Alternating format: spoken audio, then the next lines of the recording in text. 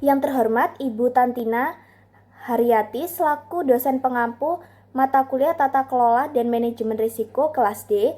Di sini kelompok G akan mempresentasikan mengenai tinjauan tata kelola, latar belakang, prinsip, manfaat, dan praktik di Indonesia. Sebelum masuk ke pemaparan materi, saya akan memperkenalkan anggota kelompok G yang terdiri dari Isa Aprilia dengan NPM Mahir 132, lalu ada Gabriela Fladaren Roja dengan NPM Mahir 152, ada Maita Cahaya dengan NPM Mahir 242, dan ada Maria Florensita dengan NPM Mahir 065. Yang pertama yaitu latar belakang. Nah, ada 4 latar belakang ada tata kelola praktik di Indonesia atau di dunia. Yang pertama, konflik antara pemegang saham dan manajer. Nah, konflik itu tuh bisa berbentuk dalam konsumsi penghasilan tambahan yang berlebihan dalam bentuk manfaat langsung atau tidak langsung, atau manajer melakukan shirking atau lalai. Kemudian yang kedua ada konflik antara kreditur dan pemegang saham. Konfliknya itu bisa berupa pembayaran dividen yang berlebihan, substitusi aset, under investment, atau claim dilution. Kemudian yang ketiga yaitu konflik antara pemegang saham pengendali dan non pengendali. Dalam konflik antara pemegang saham pengendali dan non pemegang saham non pengendali, pemegang saham pengendali dapat menggunakan kekuasaan mereka untuk menguntungkan diri sendiri dengan mengorbankan kepentingan para pemegang saham minoritas. Nah, tindakan ini tuh disebut ekspropriasi. Dan yang terakhir yaitu konflik antara pemangku kepentingan dan pemegang saham atau manajer. Nah, beberapa contoh konflik tersebut adalah konflik antara pemegang saham dan karyawan, seperti karyawan menginginkan kenaikan gaji atau perbaikan kondisi kerja. Kemudian konflik antara pemegang saham dan masyarakat lokal. Selanjutnya definisi dan pilar tata kelola korporat. Definisi tata kelola korporat adalah seperangkat tata hubungan atau sistem antara berbagai pihak yang berkepentingan dengan perusahaan atau organisasi. Nah, pilar tata kelola korporat itu ada 4. Yang pertama perilaku beretika, kemudian akuntabilitas, transparansi, dan yang terakhir keberlanjutan. Tinjauan prinsip-prinsip tata kelola menurut G20 atau OECD. Yang prinsip pertama itu menjamin kerangka dasar korporat governance yang efektif. Prinsip 2, hak-hak dan perlakuan yang adil terhadap pemegang saham dan peran kunci kepemilikan saham. Prinsip 3, investor, institusi, pasar modal, dan perantara lainnya. Prinsip 4, peranan pemangku kepentingan dalam corporate governance. Prinsip 5, keterbukaan dan transparansi. Prinsip 6, tanggung jawab dewan. Prinsip-prinsip dalam Pedoman Umum Governansi Korporat Indonesia. Ada 8 prinsip yang dibagi dalam 3 kelompok. Yang pertama itu kelompok prinsip pertama mencakup fungsi pengurusan dan pengawasan korporasi, yaitu direksi dan dewan komisaris. Kelompok prinsip kedua mencakup proses dan keluaran yang dihasilkan oleh direksi dan dewan komisaris. Kelompok prinsip ketiga mencakup pemilik sumber daya yang terutama akan memberikan manfaat dari pelaksanaan governansi korporat. Kelompok prinsip pertama yaitu prinsip 1 sampai prinsip 3. Yang prinsip 1 itu peran dan tanggung jawab direksi dan dewan komisaris. Prinsip 2 itu komposisi dan remunerasi direksi dan dewan komisaris. Prinsip 3 itu hubungan kerja antara direksi dan dewan komisaris. Untuk kelompok prinsip kedua yaitu ada prinsip 4 sampai 6. Untuk prinsip 4 yaitu perilaku etis, prinsip 5 manajemen risiko, pengendalian intern dan kepatuhan, prinsip 6 pengungkapan dan transparansi. Kelompok prinsip ketiga yaitu prinsip 7 dan prinsip 8. Untuk prinsip 7 itu hak-hak pemegang saham, prinsip 8 itu hak-hak pemangku kepentingan. Manfaat tata kelola bagi perusahaan dan pembangunan. Jika perusahaan menjalankan prinsip CG sebagaimana dijelaskan, maka tingkat informasi asimetri antara prinsipal dan agen akan berkurang. Untuk perilaku self-interest agen berkurang dan dapat pengarahan dan pengawasan yang efektif terhadap agen. Selanjutnya kita akan membahas tinjauan struktur tata kelola di Indonesia. Nah, untuk di sini terdapat 3 poin. Yang pertama ada perbandingan struktur 1 dewan dan 2 dewan. Di mana struktur dewan itu di Indonesia itu menerapkan struktur dewan dengan sistem 2 dewan. Nah, dalam sistem 1 dewan itu terdapat satu board of direction yang terdiri atas direktur eksekutif dan non-eksekutif. Nah, direktur eksekutifnya itu bertanggung jawab untuk kegiatan perusahaan sehari-hari, sedangkan yang non-eksekutif itu tidak terlibat dalam kegiatan perusahaan sehari-hari, tapi terlibat dalam pembuatan kebijakan strategis perusahaan dan melakukan pengawasan terhadap tim eksekutif. Lalu untuk sistem 2 dewan itu terdiri atas dewan pengawas, dan di Indonesia itu biasanya dikenal dengan dewan komisaris dan dewan pelaksana. Lalu dalam sistem 2 dewan, peran dewan komisaris dan dewan direksi itu dipisah secara jelas. Untuk dewan komisaris itu bertugas mengawasi kerja dewan direksi. Nah, kelebihan dari sistem 1 dewan adalah pengambilan satu keputusan dapat dilakukan lebih cepat. Lalu seluruh anggota dewan itu juga punya akses langsung ke seluruh informasi perusahaan, sehingga seluruh dewan itu mengetahui kegiatan bisnis sehari-hari perusahaan. Nah, untuk kelemahan sistem 1 dewan itu ketergantungannya yang tinggi pada CEO, tidak ada pemisah antara fungsi pengawasan dan pelaksana. Untuk kelebihan dari sistem 2 dewan, itu ada pemisahan antar fungsi pengawasan dan pelaksanaan. Sedangkan untuk kelemahannya itu dewan komisaris ini tidak punya akses langsung kepada organisasi, kepada seluruh informasi perusahaan, sehingga bergantung pada informasi dari dewan direktur. Untuk poin yang kedua ada organ korporat, RUPS, dewan komisaris, dan direksi. Jadi menurut Undang-Undang PT nomor 40 tahun 2007, organ perseroan adalah RUPS, direksi, dan dewan komisaris. Nah, untuk RUPS itu adalah organ tertinggi perseroan yang mempunyai wewenang yang tidak diberikan kepada direksi atau dewan komisaris dalam batasan yang ditentukan dalam undang-undang atau anggaran dasar. Untuk direksi sendiri itu adalah organ perseroan yang berwenang dan bertanggung jawab atas pengurusan dan pengelolaan perseru untuk kepentingan perseroan sesuai dengan maksud dan tujuan perseroan, serta mewakili perseroan baik di dalam maupun di luar pengadilan sesuai dengan ketentuan anggaran dasar. Nah, untuk dewan komisaris itu adalah organ perseroan yang bertugas untuk melakukan pengawasan secara umum dan khusus sesuai dengan anggaran serta memberi nasihat kepada direksi. Nah, untuk anggota dewan komisaris itu diangkat dan diberhentikan oleh pemegang saham dalam RUPS, dan mereka ini bertanggung jawab kepada RUPS. Nah, untuk poin yang ketiga ada hubungan antar organ menurut Undang-Undang PT, di mana RUPS dan atau pemegang saham itu tidak dapat melakukan intervensi terhadap tugas, fungsi, dan wewenang dewan komisaris dan direksi dengan tidak mengurangi wewenang RUPS untuk menjalankan haknya sesuai dengan anggaran dasar dan peraturan undang-undang, termasuk untuk melakukan pergantian dan pemberhentian anggota. Nah, dewan komisaris itu sebagai organ perusahaan bertugas bertanggung jawab secara kolektif untuk melakukan pengawasan dan memberikan nasihat kepada direksi, serta memastikan bahwa perusahaan melaksanakan good corporate governance. Sedangkan direksi itu sebagai organ perusahaan bertugas dan bertanggung jawab secara kolegial dalam mengelola perusahaan.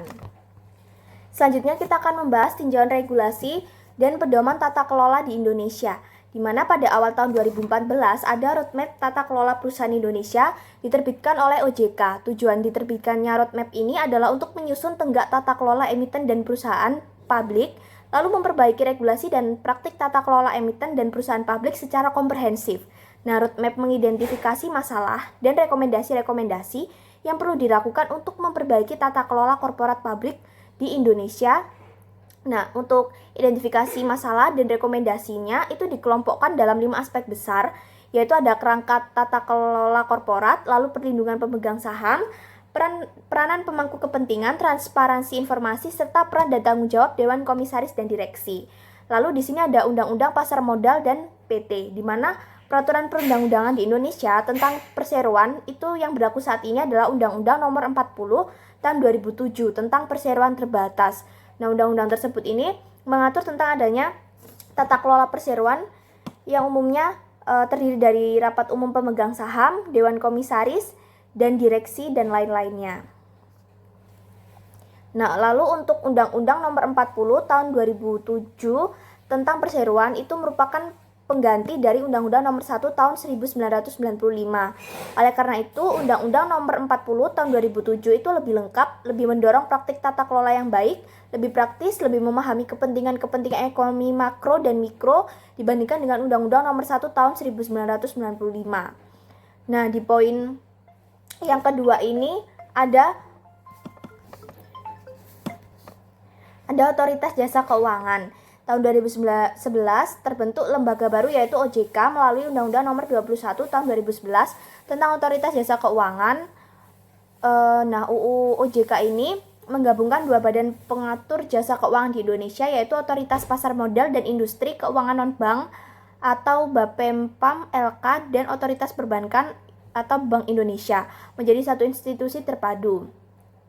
Nah, untuk comply or explain adalah suatu pendekatan yang merekomendasikan perusahaan menjalankan praktik tata kelola yang terdapat di suatu pedoman atau tata kelola korporasi. Namun jika perusahaan itu tidak ada atau belum menjalankan rekomendasi tersebut, perusahaan itu wajib memberikan penjelasan mengapa rekomendasi tersebut tidak atau belum dipatuhi. Selanjutnya ada beberapa aturan yang mencakup semua prinsip CG, G20 atau OECD, di mana di sini ada yang pertama mencakup semua prinsip.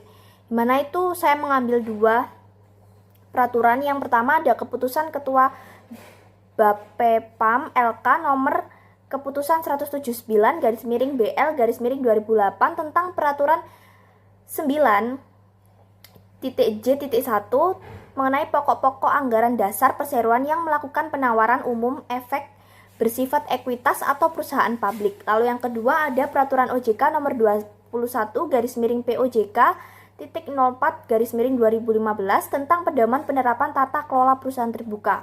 Nah, lalu selanjutnya ada prinsip yang kedua, di mana prinsip kedua ini menganut tentang hak-hak dan perlakuan adil terhadap pemegang saham. Contohnya ada keputusan Ketua Bapepam LK nomor Keputusan 412/BL/2009 tentang Peraturan nomor 9.E.1 mengenai transaksi afiliasi dan benturan kepentingan transaksi tertentu. Selanjutnya ada prinsip yang ketiga, ada investor, institusi, pasar modal, dan perantara lainnya. Di sini saya mengambil contoh dari keputusan Ketua Bapepam nomor Keputusan 58/PM/1998 tentang Peraturan nomor 11.C.1 dengan keputusan terkait transaksi efek yang tidak dilarang bagi orang dalam. Lalu ada prinsip yang keempat, yakni prinsip terkait peran pemangku kepentingan, di mana di sini saya mengambil contoh dari Peraturan OJK nomor 51/POJK.03/2017 tentang penerapan keuangan berkelanjutan bagi lembaga jasa keuangan emiten dan perusahaan publik dan penjelasannya. Lalu ada prinsip yang kelima tentang pengungkapan dan transparansi. Di sini saya mengambil satu keputusan Ketua Bapepam LK nomor Keputusan 86/BL/2011 tentang Peraturan 8.A.2 mengenai independensi akuntan yang memberi jasa di pasar modal ya. Dan yang terakhir ada prinsip keenam terkait tanggung jawab dewan, di mana di sini saya mengambil contoh dari Peraturan OJK nomor 33 tentang direksi dan dewan komisaris emiten atau perusahaan publik.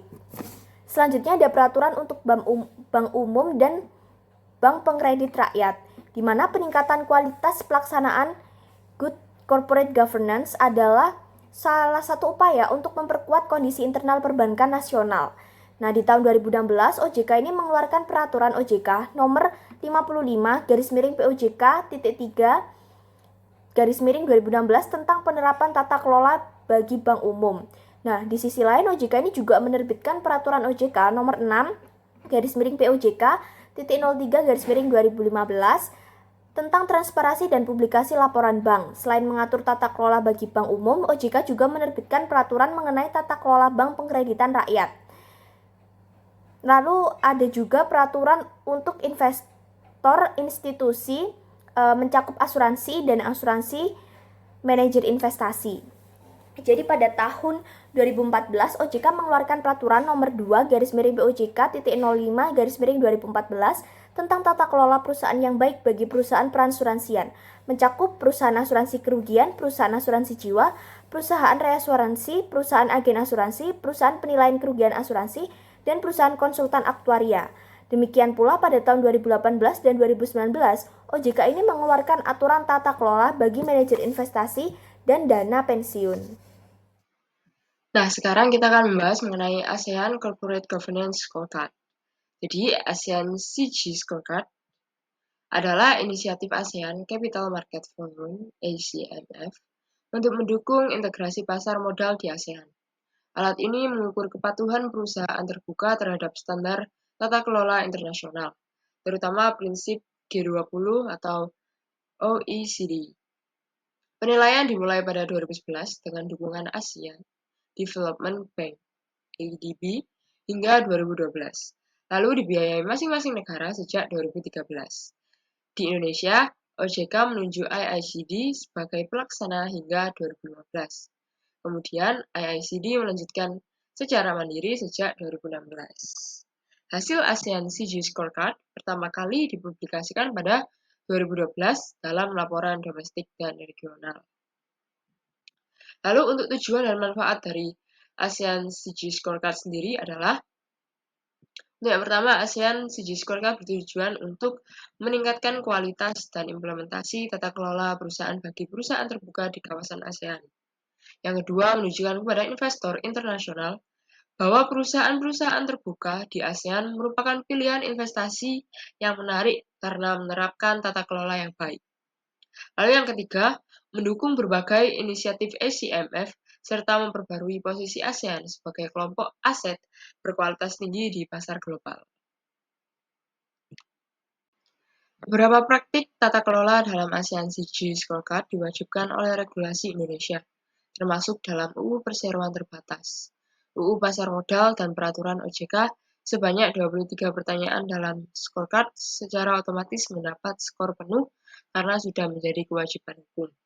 Selain itu, 67 pertanyaan lainnya juga diwajibkan tetapi memerlukan verifikasi terkait pengungkapan dan pelaksanaannya oleh perusahaan.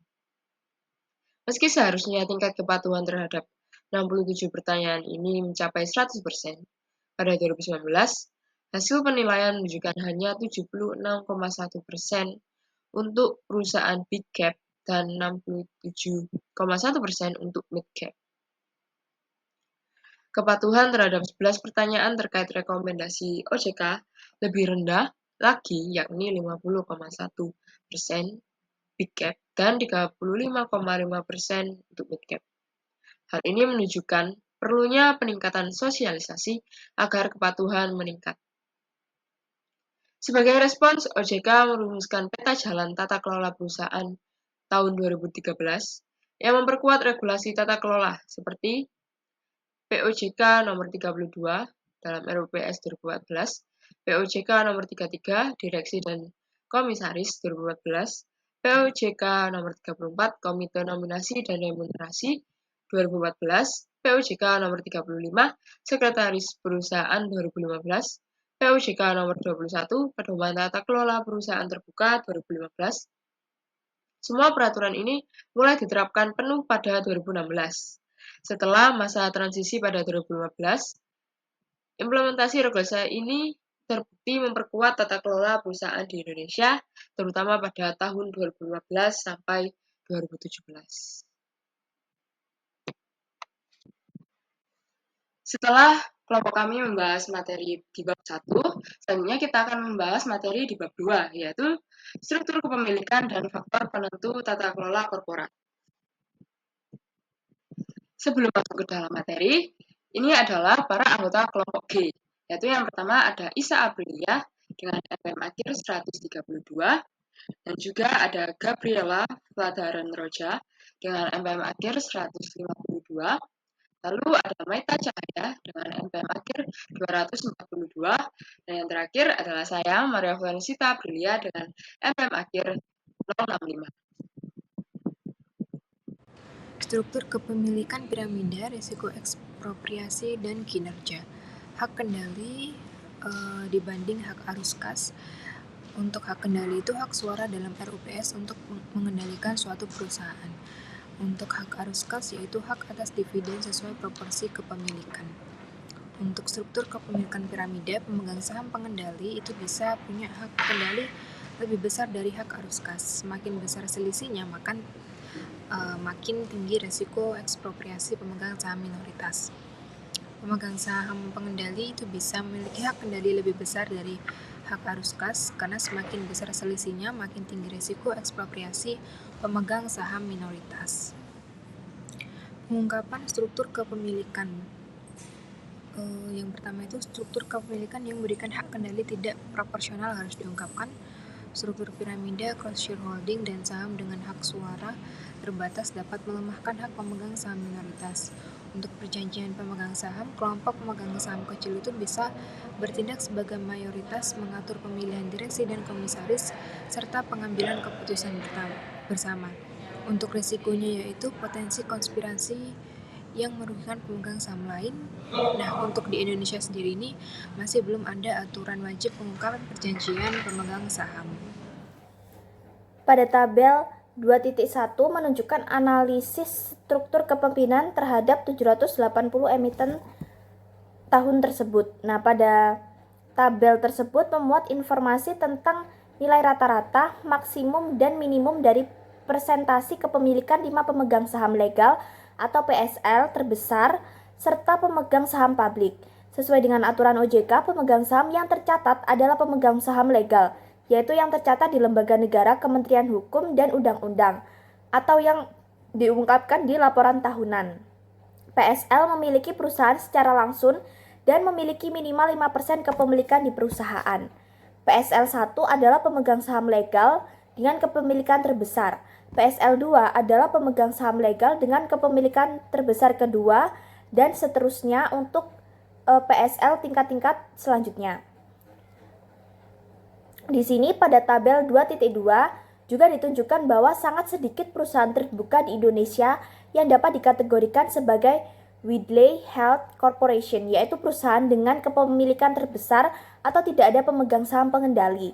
Jika pemegang saham dengan kepemilikan legal di atas 10% dianggap sudah mempunyai kendali terhadap perusahaan, maka hanya 17 atau 2,2% emiten di Indonesia dengan kepemilikan tersebar. Nah, di sini ada tabel 2.3 di mana menyampaikan distribusi frekuensi emiten berdasarkan identitas PSL terbesar. Identitas PSL dikelompokkan menjadi 7, yaitu perseroan terbatas yang bukan perusahaan terbuka atau PT, lalu ada perseroan terbatas terbuka atau PT terbuka, lalu ada nomine, pemerintah, keluarga, dan institusi keuangan. Nah, untuk nomine itu adalah entitas yang ditunjuk untuk mewakili pemegang saham.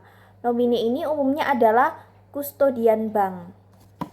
Nah, jika perusahaan itu berdomisili di Indonesia, data kepemilikan PT dan institusi keuangan bisa diperoleh dari Kementerian Kehakiman, sedangkan PT TBK diperoleh dari laporan tahunan perusahaan tersebut. Jika perusahaan berdomisili di luar negeri atau nomine, proses penelusuran yang dilakukan itu yang pertama ke laporan tahunan dulu, karena ada sejumlah perusahaan yang mengungkapkannya di laporan tahunan. Lalu yang kedua, dengan mencari di situs pencarian informasi seperti Google, Yahoo, dan seterusnya. Nah, ada pemegang saham substansial itu didefinisikan sebagai pemegang saham dengan kepemilikan cash flow right minimal 10%, seperti yang digunakan berbagai studi sebelumnya. Dari penelusuran tersebut, selain dapat diidentifikasi nama pemilik akhir, jenis pemilik akhir itu juga dapat dihitung hak arus kas dan hak kendali atau control right dari pemegang saham substansial. Nah, pemegang saham terbesar dapat berasal dari Indonesia atau domestik atau luar negeri asing berdasarkan domisilinya.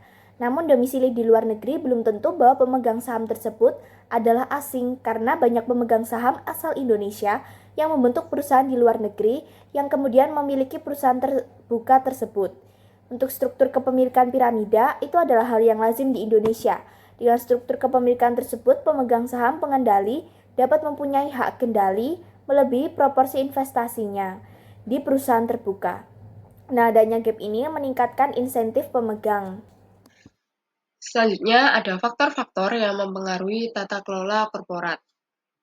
Jadi, praktik tata kelola korporat itu dipengaruhi oleh masalah keagenan, serta manfaat dan biaya penerapannya. Semakin besar risiko ekspropriasi oleh manajemen atau pemegang saham pengendali, semakin canggih mekanisme tata kelola yang dibutuhkan. Namun, tata kelola yang lebih canggih juga meningkatkan biaya. Faktor yang mempengaruhi praktik tata kelola berasal dari tingkat negara dan perusahaan. Struktur kepemilikan dan karakteristik perusahaan menentukan risiko ekspropriasi dan tingkat kerugian yang mungkin terjadi.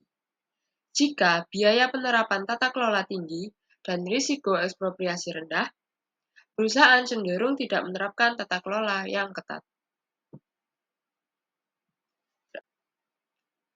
Selanjutnya kita membahas struktur kepemilikan dan tata kelola.